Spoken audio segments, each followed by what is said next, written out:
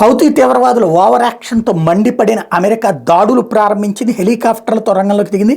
ఎర్ర సముద్రంలో రవాణా నౌకలపై నవంబర్ నుంచి వరుస దాడులకు తెగబడుతున్న హౌతీ తిరుగుబాటుదారులకు ఎదురు దెబ్బ తగిలింది. అమెరికా హెలికాప్టర్ల దాడిలో 10 మంది హౌతీలు మృతి చెందారు. డెన్మార్క్ షిప్పింగ్ సంస్థ మొర్సంగ్జౌ రవాణా నౌకను ఆదివారం హౌతీ తిరుగుబాటుదారులు హైజాక్ చేసేందుకు ప్రయత్నించారు. ఇందుకోసం 4 బోట్లలో నౌక సమీపానికి చేరుకున్నారు. ఈ సమయంలో మెర్స్ సిబ్బంది పంపిన సందేశాలతో రంగంలోకి దిగిన అగ్రరాజ్య హెలికాప్టర్లు కాల్పులు జరిపాయి. 3 బోట్లను ముంచేశాయి. 4గో బోటు సంఘటన స్థలం నుంచి తప్పించుకుని వెళ్ళిపోయింది.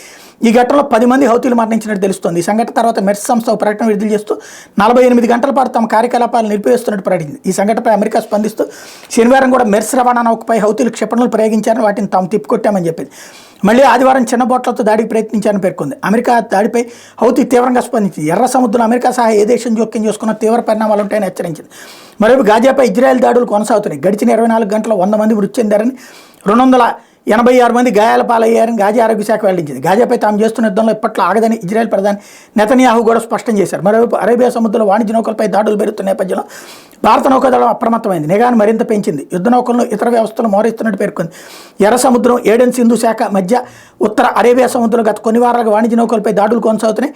ఎంవీ రూయన్, ఎంవీ కెంఫ్లూటోల్పై జరిగిన దాడులు Bharat EEZ exclusive economic zone సమీపానికి చేరినట్టు కనిపిస్తున్నాయి. ఇటువంటి దాడులను ధీటుగా తిప్పికొట్టేందుకు గాను సముద్ర నిఘాను గణనీయంగా పెంచామని భారత నౌకాదళం పేర్కొంది.